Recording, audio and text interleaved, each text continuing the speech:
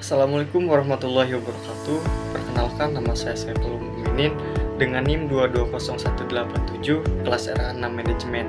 Tujuan saya membuat video ini yaitu untuk memenuhi tugas UTS mata kuliah Perilaku Keorganisasian dengan dosen pengampu Bapak Abdul Wahid Al-Fariji, SEMM, CPM.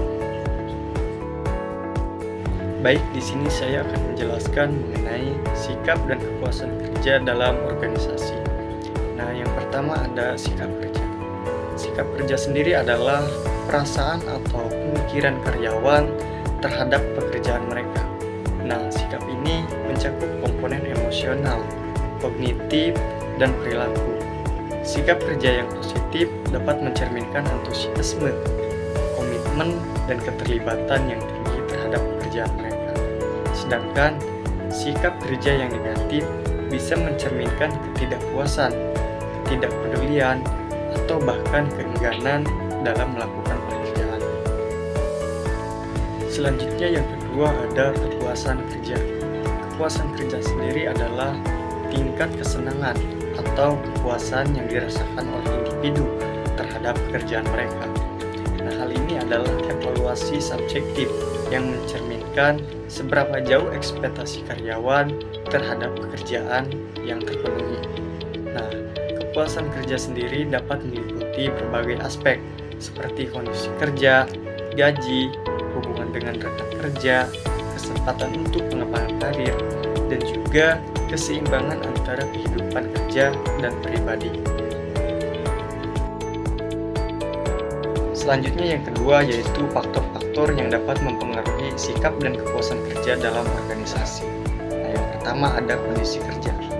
Lingkungan fisik tempat kerja termasuk fasilitas atau kenyamanan, keamanan, dan juga kebersihan dapat mempengaruhi sikap dan kepuasan kerja. Tempat kerja yang bersih, aman, dan nyaman dapat meningkatkan kepuasan kerja. Yang kedua ada gaji dan tunjangan. Kompensasi finansial adalah faktor utama dalam kepuasan kerja. Gaji yang adil dan kompetitif serta tunjangan tambahan seperti asuransi kesehatan, bonus, dan cuti berbayar dapat meningkatkan kepuasan kerja.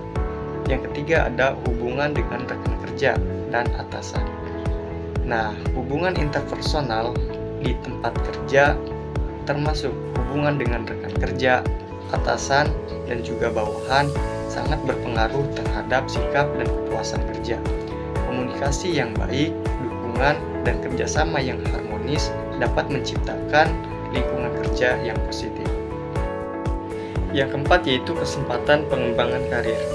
Kesempatan untuk pengembangan diri dan karir seperti pelatihan, promosi, dan pendidikan lanjutan dapat meningkatkan kepuasan kerja.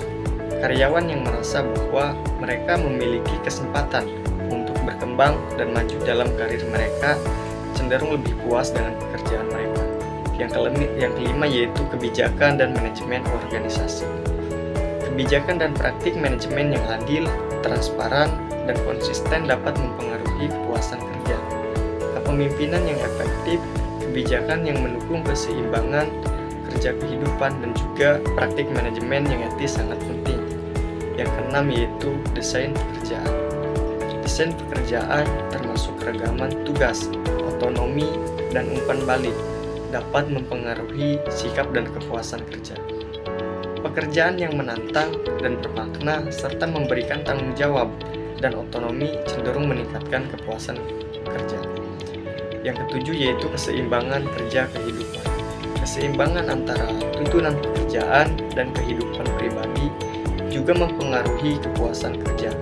Organisasi yang memberikan fleksibilitas dalam jam kerja dan mendukung keseimbangan kerja kehidupan dapat meningkatkan kepuasan kerja karyawan.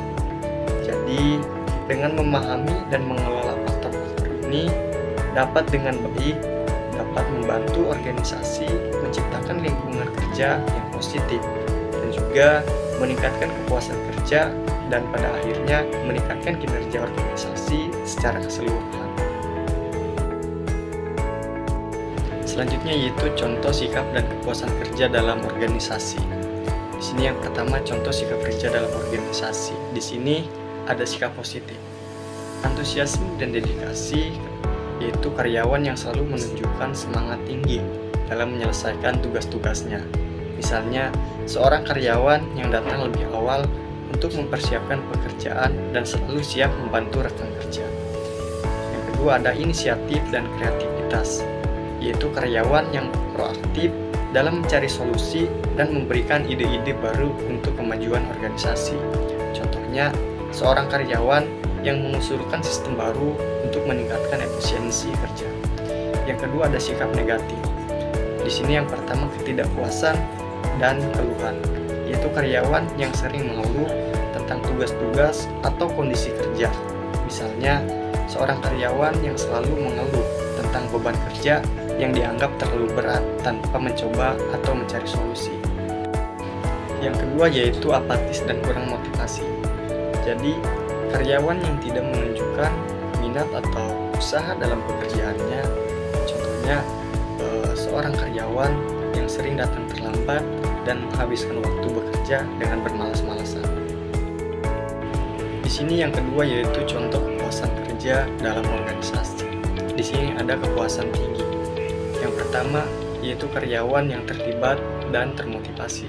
Misalnya, seorang karyawan di perusahaan teknologi yang merasa dihargai karena kontribusinya dalam proyek inovatif, mendapatkan pengakuan dari atasan, dan juga memiliki kesempatan untuk berkembang melalui pelatihan.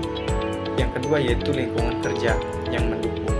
Misalnya, karyawan di perusahaan yang menyediakan fasilitas kerja yang nyaman, jam fleksibel, dan juga budaya kerja yang inklusif, sehingga karyawan merasa puas dan loyal terhadap perusahaan.